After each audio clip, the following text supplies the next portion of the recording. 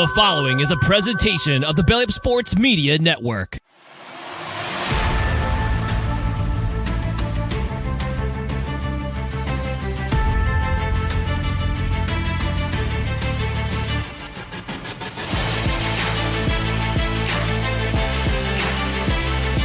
comes pressure, throws it to Eckler on the screen. He's got a block to the 10, to the 5, into the end zone. High pass. Did Williams make that catch? My goodness. For a first down, Herbert with time. Now running out of time. Throws on the run. Down the sideline. Caught in the end zone. Keenan Allen for the touchdown. Throws, and again it's intercepted. And that's Asante Samuel. Here's another one. Watch out. How did it feel when Derwin James absolutely powerbombed the out of you on national television? You're listening to the Shock Therapy Podcast with Tyler Lawrence and Zach Alfers. Boom, and we're back. Monday Night Football did not go the way we envisioned it. It was kind of a rough outing by Justin Herbert, by the running game, by the offensive line. I mean, I felt like the defense played really well. A couple big plays that came out of nowhere, but for the most part, like that's a really good offensive football team. We held them to just 20 points. You're supposed to win those types of games when you hold the Cowboys to just 20 points. Give me some thoughts, man. What's going on? Yeah, that one's frustrating. Just inconsistent football team. I mean, you could be as talented as you want to be. If you're not consistently making the plays, consistently putting yourselves in a position to be able to do so, you're not a good football team. And at the end of the day, right now, 6 weeks into the season, the Chargers are not a good football team. There's not a whole lot to say. I thought we had a really great showing offensively week one, and then that offense has kind of deteriorated. I think Eckler not being there, Corey Linsley, that has all impacted the Herbert's finger. That all had impacted on the offense taking a swing here. But in the last two games, I thought we've had great performances from our defense, who was struggling early on in the year. Just inconsistent. So we need everybody to be on the same page. Right now, we're not speaking the same language. It's frustrating because I thought we had plenty of chances, even with our poor play, to squeak out a win there. I think great teams would have figured out a way to do that. We're not a great team. I don't even think we're a good team at this point, which is frustrating because I had a lot more expectations, this far into the season. It's not over, but a lot to work on and a lot that needs to be changed if we are going to make a run, and it needs to be soon. I was putting out a couple videos here and there of just Justin Herbert. I felt like early in the game he got flustered pretty quickly with the pass rush, and it forced him into decisions where he was moving around the pocket and he just didn't feel safe, and he tried to bail, and those ended up in sacks. He was very skittish. I can think of how many times where he just didn't see the first guy there, and he just tucked the ball and he just tried to pick up whatever yards he could instead of trying to keep the play alive. Standing tall in the pocket, he was not comfortable. He's 6'6". That's a guy that you want standing tall in the pocket, throws over his shoulder. He's got the sidearm thing too, but he does that out of need, not out of it's just not natural for him, right? When he's throwing high in the pocket, and I just think that he really struggled with the pressure early in the game, and it forced him later in the game to really just try to bail as much as he could. It led to some inaccuracy issues. I know he missed Keenan Allen. The two big ones, or the ones deep down the field, he was really inaccurate. It was probably one of the worst games of his career. The only other game that I can think of that was worse was Patriots, his rookie, where we got blown out, 56-0 or something crazy like that. So Justin Herbert really struggled with the pressure, and the Chargers are just not a good offensive line right now. No, and that I think you nailed it. I think Herbert had a horrible game, worst game of the season. Probably one of the worst games of his career. I think I agree with you there. Obviously, the finger was affecting him, but you're seeing it just give me plays that mediocre quarterbacks are making. that he was just airballing on. And I give a lot of credit to the Dallas defense. I think they played a great game. They brought pressure all game and were methodical about it. I thought their defense played great. With that, I thought Justin Herbert had some plays there where he could have definitely turn that game around. Definitely some momentum building plays that didn't go in our favor. But yeah, hopefully, he a week removed now from fracturing that finger. Hopefully that's continuing to heal. Hopefully that doesn't continue to linger and cause problems moving forward. Because we need, if this team is going to turn around, we need MVP version of Herbert throwing 350 yards, throwing for 4 touchdowns with an 80% completion rate. That's the guy we need right now. We really haven't seen it. And a lot of that is the poor offensive line play. I think banged up Rashawn Slater was giving up pressures that we don't really see. 6 pressures, the most pressures he's ever allowed. So he's obviously not 100%. At one point we were down to our 3rd string center. That's going to cause some consistency and some communication issues. That line is in shambles. It was a big strength of ours coming in. Corey Linsley going out with, his heart has really, really affected the synergy of that unit. So that's something that is going to be a big focus moving forward. If we can't protect our franchise quarterback, what are we doing? That unit needs to play much better. And we're playing the Chiefs next week. That defense has been really, really competitive this year too. So it's not, we don't have an easy path this week either. So it's going to need to be a quick turnaround. I hope Kellen Moore has been scheming up some, protection issues, ways to kind of help alleviate that pressure off of Herbert's shoulders. But yeah, a lot needs to change. I guess the good thing is we got a lot of areas to improve upon. So Justin Herbert was only sacked once. It feels like it was a lot more, and it was at a crucial point in the game. Final drive, 3rd and 10, and he gets hit pretty bad. That was one of the bigger hits I've seen Justin Herbert actually take. Michael Parsons was really in his face a lot. Came on Trey Pipkins. I think there's a lot of interior pressure happening right now.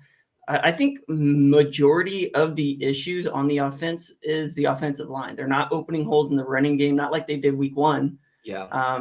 We got Austin Eckler back, and outside of that one screen that, went almost for a touchdown, he was largely ineffective for most of the game. Even there was even some plays that I was watching Eckler where he's not powering through the defender, a little cornerback to get stopped for, you got 2 yards you need to get to the touchdown, and wasn't able to make it happen.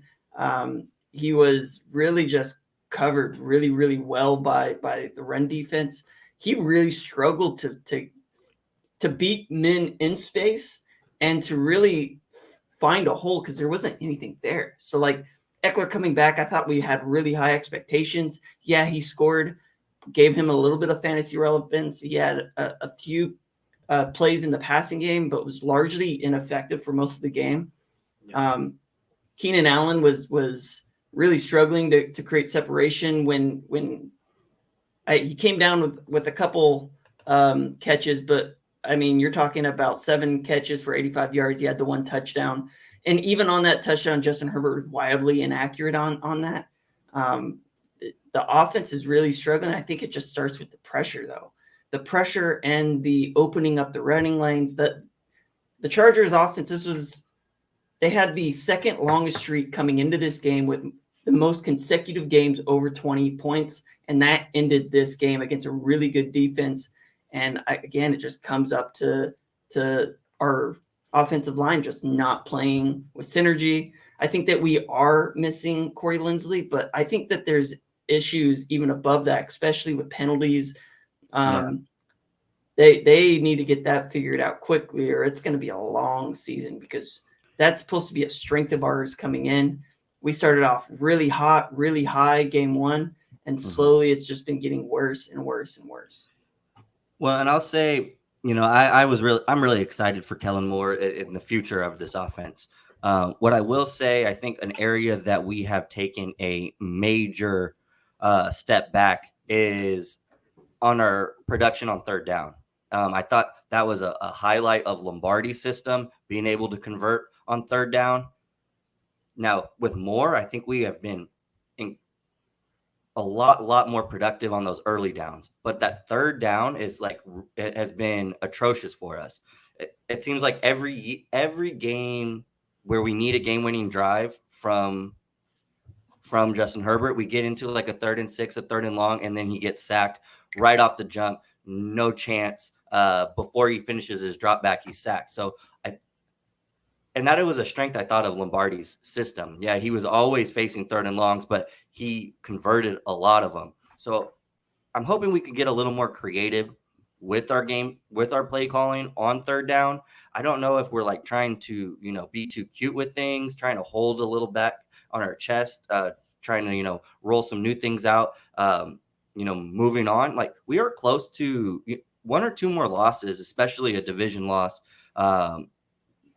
I think you put this team out of playoff contention with how competitive the AFC is right now. I think there's like 15 teams over 500, and the Chargers are not one of them. So we are in a very crucial point of the season. If we want to make a playoff push, it starts right now. We need some momentum to be built. We've just dropped 2 in a row with a bye in between. Guys are banged up. Team's morale is low. Like, what better way to get back on the winning side of things, resetting your system, than a huge win on the road against the Chiefs? We need it. A lot needs to be fixed, though, for us to even be competitive come Sunday. There's something about losses create snowballing effect. When you start adding some more of them, you just start losing a lot more, right? And we just lost 2 in a row. We're going up a really, really good Chiefs team. Then I think we go to the Bears, and then we got a couple other like hard games on the schedule kind of coming up right now. Going into week 7 at 2-4 would be super detrimental to the team morale, which already seems low.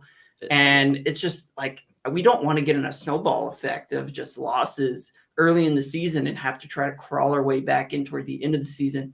I feel like that's always been the Chargers thing. Start off really slow, start to gain momentum toward the end of the season. We did it last year. We ended up still squeaking in with still 2 games remaining on the calendar. But like, we can't go into next week 2-4, because that puts us in a serious hole to try to climb out of. And I don't think this team's good enough to do it. We have to beat a good team. So far, we beat a Vikings team that is not good, and we beat a Raiders team that is not good. Both those games came down to the wire. I think beating the Chiefs would be a huge momentum shift in a positive direction, because wins also create a snowball effect. You start winning a couple in a row and you just keep them going. We need to pick up something. We had 272 yards of total offense, 79 yards in penalties. So that's less than 200 yards of overall offense when you take those penalties out. It was a really sloppy game by both teams. I think the refs should have let the players play a little bit more. But I mean, you can't blame the refs. You gotta let a lot of those penalties were actually well called penalties. The Zion Johnson, ineligible man upfield, like that was pretty clear and blatant. I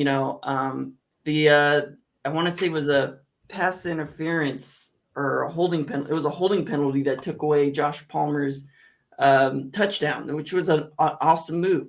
You can't keep shooting yourself in the foot and think you're going to win a marathon. It's just not going to happen. It was a really sloppy game, and I think that the Chargers offense is just really struggling. Another thing I want to bring up, where is Quentin Johnston? That's a good, I guess before we move to the QJ question, I think that the positive note being 2-3, we've only lost, our biggest deficit has been 3 points. The first one being just a 2-point loss. So we're in every game. We are competing.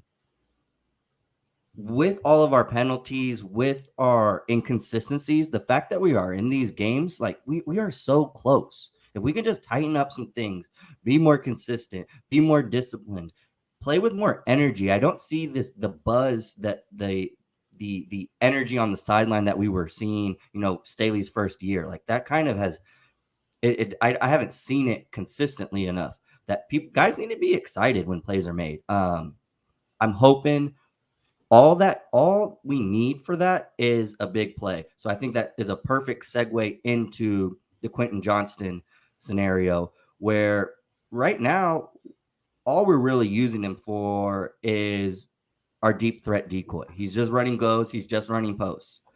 With that, we knew drafting him, he wasn't a nuanced route runner. He really coasted by in college because he was a phenomenal athlete. They schemed him these yak concepts. They just got him the ball in space and let him do, what Quentin Johnston does when he has the ball in his hands. We haven't been doing that. And part of that is because of necessity. Jalen Guyton has not been in this rotation. We don't really have a skill set of a guy that size with that speed. So it's kind of, Quentin, you're the only one who can do this, especially with Mike Williams now out of rotation. Now he's a different type of deep threat, but he was still able to do some of those concepts. Now we really just need Quentin. We need a deep guy. Quentin's the only guy who can do it, and he's really been playing just the decoy.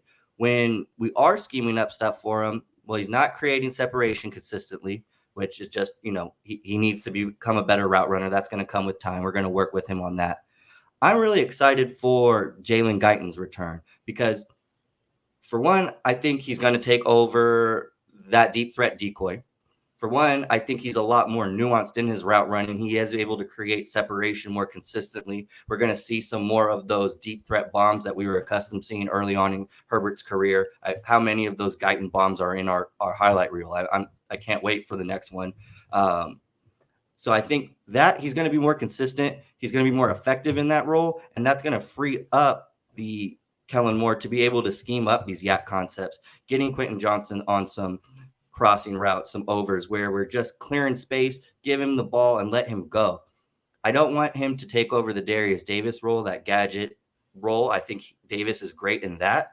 Quentin Johnston needs to be that outside receiver. Everyone goes deep, give him a 10-yard crossing route and just let him cook. I think that's coming. I think a part of the reason we haven't seen that yet is because of the injuries, not having Jalen Guyton and losing Mike Williams when we did. Thing is, we need that. We drafted him where we did to produce right now in his role. That hasn't happened. It's not, I don't think, a knock on him. It's really just not playing to his strengths. Getting Jalen Guyton back, I think, will allow us to be able to play to his strengths more, get him some confidence. And I really think that's all he needs to start cooking. Because even when we have been giving him opportunities, he's not been coming down with the plays. He's not creating separation. He has very little faith from Justin Herbert. And that is, I think, a lot of factors that play into that. I think getting Jalen Guyton back allows us to use Quentin Johnston the way we were envisioning using him when we drafted him. Well, what's going to happen is Jalen Guyton's going to come back. He's already got that chemistry. He's got 2 seasons with over 450 yards in both those seasons. He was used more than just as a deep threat. I think Quentin Johnston's going to the bench. I think he's going to only kind of be that decoy to give Jalen Guyton that little bit of a breather. In this offense, everybody goes deep. Keenan Allen goes deep, which is not something we're accustomed to seeing. He does it in a different way. He doesn't use speed, right? He used double moves to go and get deep. There's been plenty of routes where you've seen Josh Palmer, who's playing exceptionally well. I really liked that one-handed catch that he made in the game that didn't count, but it was pretty nice. I just don't think that there's really a need for Quentin Johnston to be an effective piece of this offense. Now, if you look at the plays where he in college, he made a lot of those plays, it was slants, it was little hooks and curls, it was short stuff underneath, and then busted coverages deep down the field. Right? It wasn't him manhandling anybody very often. There's a couple on film, but really it was catching the slant with nothing in front of you and just take off. A lot of his rack yardage is, there's some missed tackles in there, and he has that ability as well. But it was the route concepts that were not very nuanced, right? It wasn't double moves. It was just, come out of your break, catch the ball, turn up field, and use your athleticism to win. He's got traits that you want in a wide receiver, but I think that the expectation is a first round anything, especially in the top 15. Those guys are expected to be immediate impact players. Once you get to the back half of that, you're drafting off of traits in the first round. You might not expect them to come in and start and be a big part of their offense. Zay Flowers is already a big part of their offense. Jackson Smith and Jigga, he's got a big thing going, and Jordan Addison. All those guys are more NFL ready players than what Quentin Johnston was. So I think that the expectation was to develop him similar to how Mike Williams was in his first season. He was not a large part of the offense, partially because of injury, but partially because he didn't have the ability to separate. And Quentin Johnston doesn't have the ability to box out guys at this point in his career. And he's got more athletic traits than Mike Williams ever did. So I think it's just like a slow game with him. Jalen Guyton's coming back. 2 weeks, he's out this game. Maybe 3. That's going to send him back to the bench, and he's just going to continue to develop and practice and refine his skill sets. That the Quentin Johnston experiment, it's not going to happen this year. He'll find his way onto the field as a decoy. He'll get some catches here and there, but I don't think he's going to finish for over 400 yards this season. I don't think you're going to see him with more than 3 targets in a game. No, I mean, that's fair. And I think we as fans, with the production of those guys taken after him or around him, we kind of put that on him. And like, why is he not doing that? Well, a lot of things factor into that. First, none of those 3 guys you mentioned had to battle with the depth chart that Quentin had to. He came in as the 4th guy when those guys came in, if 3rd, if not 1 or 2, in their respective rooms. So that has a lot to do with it. They've also been getting a lot of chances. They're a lot more, and like you said, a lot more NFL ready. Quentin Johnston was always an experiment, and we drafted him off his potential, what he could be. Quentin Johnston, we would all hope it. He was never going to be Rookie of the Year. We were just never going to give him those types of opportunities. So be patient. It's a work in progress. How many people wanted to trade Mike Williams and wanted to call him a bust after 3 games? Glad that you guys are not in the front office, because I love Mike. I can't wait for him to get healthy and come back, because I think his game has been great, and it's only gotten better every year he's been in the league. Quentin's going to do the same. There's value in learning from the bench. Phillip Rivers did it. Drew Brees did it behind Doug Flutie. Now, that's a quarterback. That's a different position, but guys can get mental reps. If you want it enough, you're going to be able to take sitting on the bench, watching Jalen Guyton run your routes, watching Josh Palmer be effective in the ways he can be effective, watching Keenan Allen be Slayer. Like, all of those things are going to be good for his development. We do need to be patient as a fan base, because like you said, I don't think it happens this year. It's just not a necessity. I do hope we do get some more looks for him, that we are schemed and we're designed for him specifically, maybe 2 or 3 a game. But that's all I want to see at this point. Some more opportunities like that, like some slants. Like I want to see him with the crossing route, because I think he does have a great ability to force missed tackles, to make it tricky to get down. I'd like to see him at least get a try. Now, if you can't do it this year, I'm down to shut down the experiment early, but at least give me some film to at least assess and be able to ascertain if he can do it this year or not. Because we need a spark plug. We're not getting it from the guys who usually do that for us. So why not give our 17th overall pick a chance to prove himself? And then in terms of the defense, just moving on to something else, the Chargers are generating sacks at an extremely high rate this season. It's crazy. We had 5 this week. Morgan Fox had 2. Sebastian Joseph Day got in on 1. Khalil Mack, Nick Williams. Those are mostly interior guys. Tuli Tuipulotu still finished with the most pressures, 5 total pressures, all hurries. It seemed like they were getting home a lot more often than we were getting home a lot more often than the Cowboys were. We still only finished with 21 pressures as compared to their 26, but only one of their 26 turned into a sack. I think that they were more disruptive in terms of creating bad passing situations where we were kind of ending the play. I mean, if you take a look at the one of those pressures actually led to an interception. So Chargers didn't get any turnovers this game. They were playing very far back.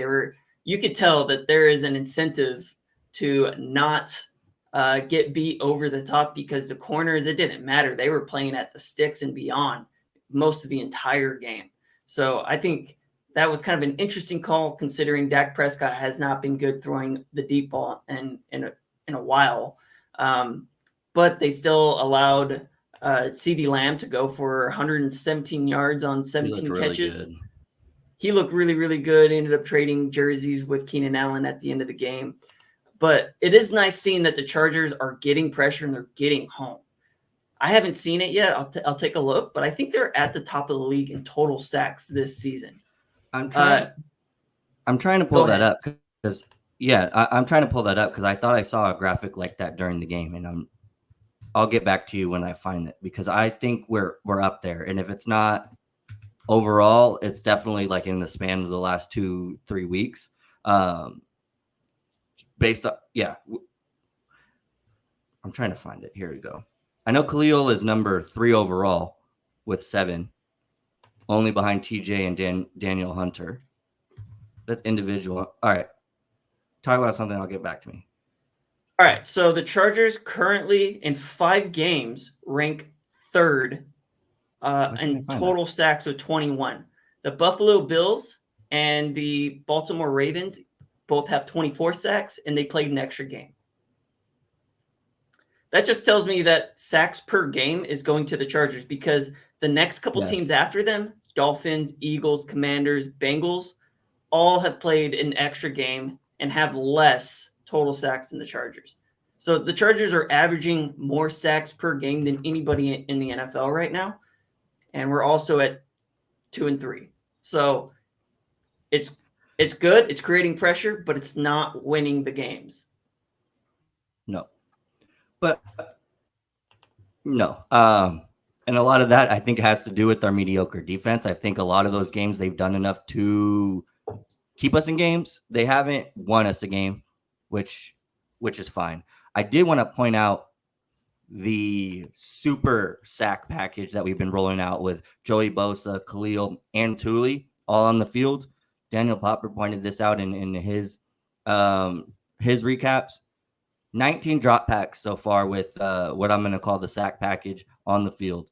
5 sacks on those plays, 26.3% sack rate. League average is almost 7% on dropbacks. So that is phenomenal production. Not only are we getting pressure, which is just part of it, we are finishing plays, and we're finishing them at a very, very effective rate. And this is just a new concept. This is with Joey Bosa being banged up. Get him healthy, get him ready, being able to throw this out, 10 snaps in a game. Then we're talking about a unit that can absolutely win us a game. Just give them some chances. We're going to throw them 10 times, and they're going to get 2.5 sacks off of that. That is clutch. Yeah, I do like the sack package. I like that. But it's working, right? The sack package. And it's generating sacks, creating a lot of pressure. And one of the other guys that I really want to point out, Kenneth Murray, has played absolutely phenomenal. He's on fire against the run. He still gave up, and I think a big chunk of this was that fluke play to Tony Pollard. He's given up 6 receptions on 8 targets for 102 yards in the last game. Again, I think like 50 of those are just to that one Tony Pollard fluke play. I think one of the things that the Chargers have struggled to do is, while they're generating pressure, collapsing the pocket, but keeping contained. Because Dak got outside multiple times, kept play alive, really hard to cover when you got all the extra time running to the sideline. But Kenneth Murray, as a run defender, getting into some tight gaps and really getting some tackles for loss, Kenneth looks like a totally different player back there. He's playing phenomenal in that role. And I'm really glad to see it because I think that he's got so much potential athletically. He's physical, but he's always had an issue with cycling through the trash and overrunning. And he hasn't been having those issues this season, and it's way noticeable.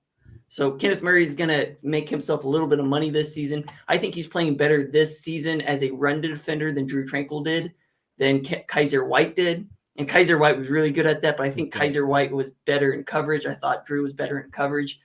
That's the last piece that Kenneth Murray needs to fix in his game, is just become a better coverage linebacker. Outside of that, he is playing really, really well, and I'm really impressed. I'm really happy for the guy because the story of his upbringing and all of that, he's a great human being. I just want to see the pass coverage come together. That's it. Well, and if he can get that, he's the future of that position. He's everything that you traded up to get. That was the hope. He has all the physical presence to be an effective run defender. Can he develop into a pass coverage linebacker at the next level? And can we keep him on the field for all 3 downs? If he does that, I think that is a plus, with the fact that we drafted Deion Henley in the 3rd round to be that true pass coverage linebacker. That's his style. He is a safety that is going to play linebacker. So having that flexibility, Kenneth Murray developing into that player, that's going to be positive for his game. I don't know if he does develop that, there's no way we're able to retain him. I kind of hope it doesn't happen until right after we sign an extension with him, because I like the player. I love the story. I like the work ethic, the progression, the day and night difference from K9's rookie year to now, through the injuries and all of that. Through all of the backlash from the fan base telling him, get out of here. We wasted a pick on you. I love his resiliency. I would love to build around guys like that. I think he develops into a pass coverage linebacker. There's no way. I don't think there's any chance we bring him back. I don't see with our cap situation, with us drafting Deion Henley, with Eric Kendricks on another year, with Nick Neiman still here on another year of his contract. I think he's going to be expendable, but I think he's going to make himself a little bit more money, hopefully more than what Drew Tranquil left and was offered. The last thing I kind of just want to touch on, I thought that the secondary played better. I still think they gave up too many explosive plays in terms of past the 10-yard marker, before the 20-yard marker. Michael Davis, he's been getting bagged on quite a bit, but he's still making some plays also. You take a look at the 2 pass breakups. He ended up giving up 4 receptions on 7 targets, and he had the 2 PBUs, gave up only 40 yards in coverage. That's against CeeDee Lamb partially in coverage. I think Asante Samuel also kind of struggled, but I think that it's better. I think that their roles are more defined. I think that they know they're the guys. They know it, right? They don't have to deal with that anymore. I'm not super stoked about Derwin James' penalties. I don't want him to change his style of play. I think at some point those are going to turn into turnovers. They always tend to. And I just like the physicality at Derwin James, because even if you're getting that penalty on some of those, you're installing fear in the defender, right? You don't want those guys coming over the middle, just knowing that while it might turn into a penalty, you could potentially get hurt, right? I like that enforcer mentality. I think he needs to be a little bit smarter about those situations, but don't change Derwin James' play style. Please do not do that, because it creates such an energy for the defense when a big play happens, even if they're penalized for it. Granted, I don't want it to happen on 3rd down. I don't want it to happen on 4th down. But every so often, it energizes the defense. And that's one of the big things that Derwin James brings to this defense is energy, right? The penalties, they're going to happen. Let's just make sure that they don't happen in those key situations. Don't change the player's play style, because that's why we all love him. And, every so often you just got to understand down and distance, specifically down more than anything, because those 3rd and 4th down situations probably need to be a little bit more conservative, but don't change the player's style of play, please. Any closing remarks on this game? Yeah, I just want to say, I love Derwin's style. I will say, I think there are been some miscues on his part. Just thinking this last game, him not being able to cover that run, the run option to Dak, who ended up scoring that first 18-yard run touchdown. I think that a lot of that falls on Derwin just not being disciplined in his role.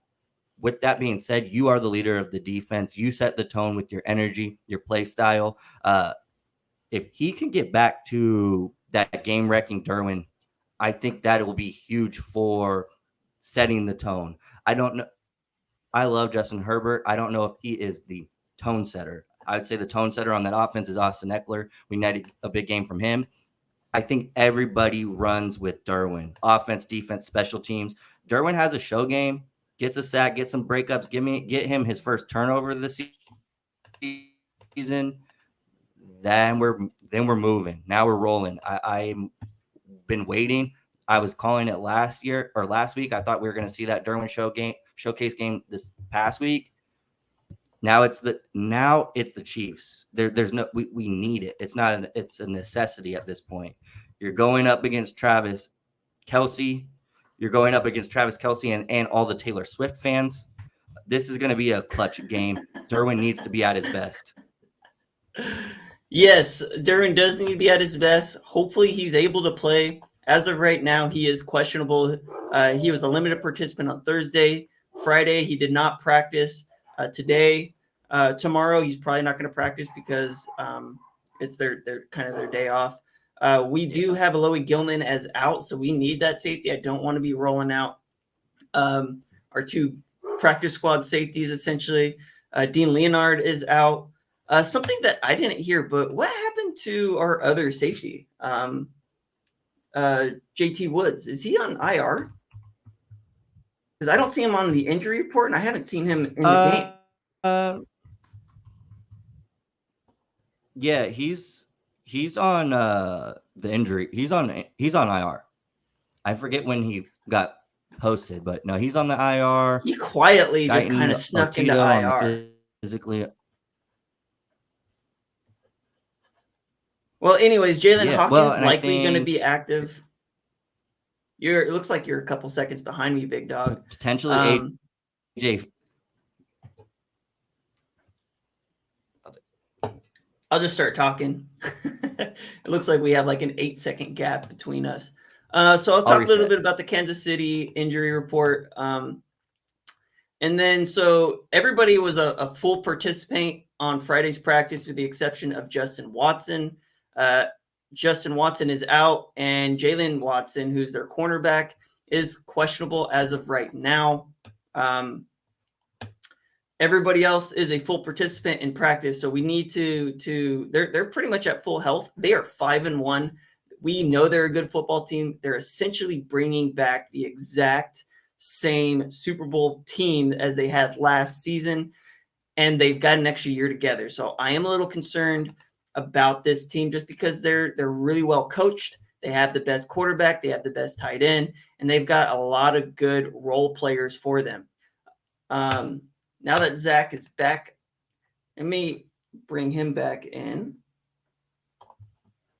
So Zach, I want you to talk a little bit about the passing game, because that's kind of what this team rolls through. We know Travis Kelce is the star of that group, but it seems like behind him, in terms of the wide receiver room, it's kind of a mishposh of good players, but no star wide receivers. Travis Kelce is a star wide receiver. Talk a little bit about this passing offense, what makes him so dangerous, and what are you the most concerned with when it comes to these pass catchers? What scares me about the pass catchers is that their passer is so amazing in Patrick Mahomes. Yeah. They don't need to be amazing receivers. They don't need separation because it's going to get, thrown right face mask. And if they got Patty Mahomes and Andy Reid to listen to, or to answer to. That's what makes this offense so dangerous. even with that, or 400 passing yards a game. With Tyreek Hill's departure, Patrick Mahomes that he doesn't need a star wide receiver to be good. Sky Moore is developing. They got Marquise Valdez-Scantling in town. Kadarius Toney is back, who had a horrible first game, but is starting to get some more touches, starting to gain back the belief in his court from his coach, from his back, just their depth guy. I think Rashee Rice, the rookie, their second round pick, he's coming along nicely. I think they're not having Justin Watson, having a guy like Travis Kelce, and having a passer like Mahomes, too much firepower. I think giving them a star receiver, having a true defined number one, would just honestly be unfair. It would be allowing these guys to like do steroids. Like it's not. They don't deserve, or they don't need a true number one receiver, because the scheme and the pass are so great. Really, it's been Rashee Rice who's kind of been their number one wide receiver in this offense. Are you back? Yeah, I'm back. So Rashee Rice has been their kind of their go-to target in the wide receiver room. He's currently got 27 targets. And then Kadarius Toney's got 24, and then it's just a list of guys behind him. They also get their running backs involved in the passing game. Zaya Pacheco has 17 targets. 17 receptions. Jarek McKinnon's got 12. They really make use of their running backs. Pacheco, Clyde Edwards-Helaire, Jarek McKinnon. I mean, that's a pretty good three-headed monster in terms of how they utilize them. They're all pass-catching backs. I think that Edwards-Helaire is kind of more used in the running game than he is in the passing game. But if you take a look at what made him good at LSU, it was his ability to kind of be used in multiple phases. He just hasn't been getting the same types of opportunities in the passing game. They are the king of misdirection. That is purely how they scheme guys open. Is they get defenses rolling one direction, they go and they throw it the opposite direction. They do it in the passing game. They use a lot of motion.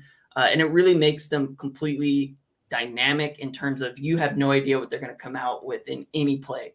They're a really dangerous team, and they're a really speedy, fast team. They really focus on speed in this offense. They've got multiple guys that run sub 4.40s at the wide receiver position, at the running back position. Jarek McKinnon was one of those guys, probably a little bit older now. And then can't talk about the Chiefs without talking about their offensive line. It's one of the best in the league. And they get a lot of help, but just by the things they do schematically, with the motions, with everything else. I mean, the team we know is really well coached is a big reason why they're so dangerous without having any star stud wide receivers. And Rashee Rice is probably in that fringe of that star stud kind of conversation, because as a rookie, he looks phenomenal. I'm kind of terrified to play him again for the next 4 seasons, because he's just going to continue to develop, and he already looks like a really, really good wide receiver.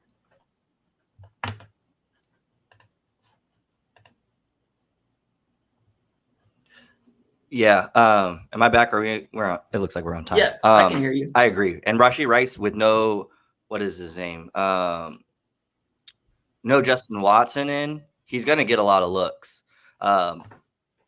It's going to be a test for the secondary, who's been kind of hit or miss, these first 5 games of the season. What I will say, the deficient point of this receiver core is their consistency on drop passes. They're up there in drop passes, and I think the biggest key to that point is that just look at Patrick Mahomes' touchdown to interception ratio right now. 11 touchdowns, 5 interceptions, and I really just put one of those on Patrick Mahomes just making and just not a great throw. Those other ones are 4 catchable balls that got bounced up and tip drill routine interceptions. Those are 4 interceptions directly caused by your receivers not receiving. That is, I think, an area of this Chiefs team that we're not accustomed to seeing because they are so strong. They are one of the best protectors of the football. If they're going to throw up some passes, you got Asante Samuel, you got Derwin James, who are ball hawk types of guys. I like that. Continue to drop perfect dimes from Patrick Mahomes. I hope we get one or two because that really is the way to beat Mahomes. Keep him under 3 touchdowns and make him turn the ball over once or twice. Then you're competing. You don't do that, you are in a potential blowout situation, and we cannot have that with where we are right now as a team with some momentum, especially coming into our second division game with the Chiefs playing as well as they are 5-1 at top of that division yet again. Defensively, they're led by Chris Jones. Chris Jones is still terrorizing defenses or offenses. He's got 7 sacks so far on the season in 5 games. He's on track to get pretty close to that sack record so far this season. And they're really getting a lot of production out of Trent McDuffie, their young corner out of Washington, one of my favorite guys out of the draft a couple years ago. He is playing like a stud. They've been getting a lot of work out of Drew Tranquil just because Nick Bolton's been out. He's only played 3 games this season. Drew Tranquil's been kind of filling in for him. We know Drew Tranquil is kind of like a really well-rounded player, plays pretty well against the run, plays pretty well against the pass, very effective player for them just kind of overall. And they're getting a lot of other guys like Leo Chanel in there. Mike Dana's been able to get pressure on the defensive side of the ball. George Karlaftis is developing. This is a really good young defense, and it's actually been a major strength of theirs. I think in years past, it hasn't really been a strength of theirs. They've just been able to score a bunch of points and just win track meets. Their defense is really starting to come together, and it's becoming an issue. Their defense is better than it was this year. They're bringing back the entire offense from last year, and all they did was add, and add. I still think that they're the best team in the NFL. A lot of people still think it's the Philadelphia. I still think that Kansas City is the team to beat, and they're probably going to win the division with how the rest of the AFC West is winning, and I think they're going to win it pretty easily. If we're going to change that story, we got to win this game. We haven't beat the Chiefs in a couple seasons. We always take them down to the wire, and right now it's starting to feel like it's going to be a blowout to me. Because I think with the amount of pressure that they get on the quarterback, they blitz a lot. They bring guys a lot. They play a lot of man. This is not a good-looking game heading into it. I'm always excited to play the Chiefs because I want to see the best against the best. I don't think we are the best right now in any way, shape, or form. So that has me a little concerned. No, we should be very concerned, and if the team is not, then they're just not watching tape. I think this is the best Chiefs defense we have seen during the Patrick Mahomes regime.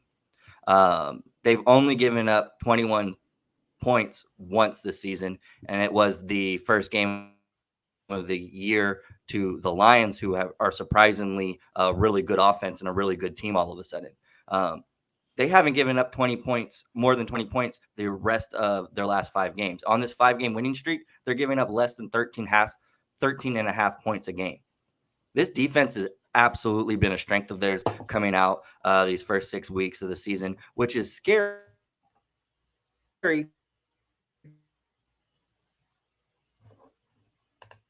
because I don't think we've seen a version of start humming on all cylinders. This is a very scary football team. I do think the San Francisco 49ers right now are the team to beat. I'm not sleeping on the Chiefs. I think it would be stupid to sleep on a team like this with their identity, with their superstar talent, with their coaching. I'm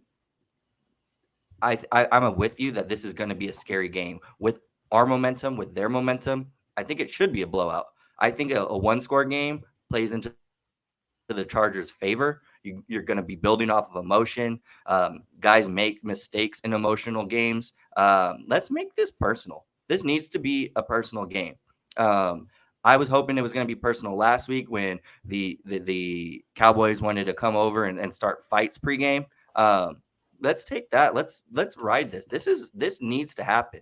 I hope these guys are hungry. I hope they come and they attack them like we have seen this team do before. If it's a one-score game, I think that plays into the Chargers' favor. I wouldn't be surprised with the blowout, but I'm hoping and I'm praying that we can see a close game, because I think squeaking out a close win against the Chiefs would be so important for regaining confidence and building some momentum going into a Bears game and then a tough part of the schedule. Like we need this game. I agree. I just hope we're ready, and I hope we put our best foot forward come Sunday. Yeah, I totally agree. I think we need to win this game. If I'm going to go and put a score prediction here, though, I'm going to call it like 31-17. I don't think this is going to be a particularly close game for us. I think we are trending in opposite directions from a good team to a bad team. I feel like if you're trending in opposite directions from, two average teams, you guys can kind of cancel that out. The Chiefs are running on all cylinders. It's still early in the season. They still haven't even opened up the playbook. They're coming into a division game. These are the games that they need to win their division. It feels like we are trending in different directions. I haven't seen enough from the Chargers offense, opening up running lanes, trying to control the clock, which is something you need to do. You have to keep Mahomes off the field, and we are not going to be able to do that. They're going to be able to get in rhythm. This is probably going to be like a 31, 34, 17 type of game from the Chiefs. They're going to go 7 of 12 on third down. They're not going to even get the third down probably that often. It's really just going to be dependent on, can we get pressure and force Patrick Mahomes into throwing some toss-up balls, which he's not afraid to do. He'll throw jump balls out to guys. He'll throw things deep down the field. Yeah. If we don't have Derwin James on the field, the energy on that defense is going to be really bad. And that's just going to lead to more issues. I think we're trending in totally different directions, and I'm not looking forward. I'm looking forward to watching the game. I'm not looking forward to how I feel about the game. So give me your final score predictions. Let's wrap this up and get out of here. Yeah. I'm going to skip the score prediction because I don't think that the Chargers win this game, and I don't want to throw it out there. And I think predicting a win for the Chargers the last 5 weeks. We're 2-3. I'm going to skip the prediction. I'm anticipating the Chiefs win. I even told my boss, hey, come Monday morning, I'm going to be crying. So I'm already ready for pain. I'm already embracing it and preparing myself. I would love to be shocked. I would love to see the best game of the season this week. What better team to do it against? 125 in Arrowhead. I'm glad that we get the Arrowhead game in October and not when they're coming to SoFi, and I think in December. Either way, I'm not anticipating being very happy come Sunday afternoon through Sunday evening, even Monday. I told my boss, you're not going to get the best version of me come Monday morning. I would love to prove my boss wrong. That happens if the Chargers prove me wrong. All right. Well, thank you guys so much for listening. Catch us next week as we prepare for a game we're probably going to be feeling a lot more comfortable over is against the Bears, especially if their quarterback, their speedy quarterback's thumb isn't in a place where he can go and play. So thank you guys so much for listening. Tune in next week.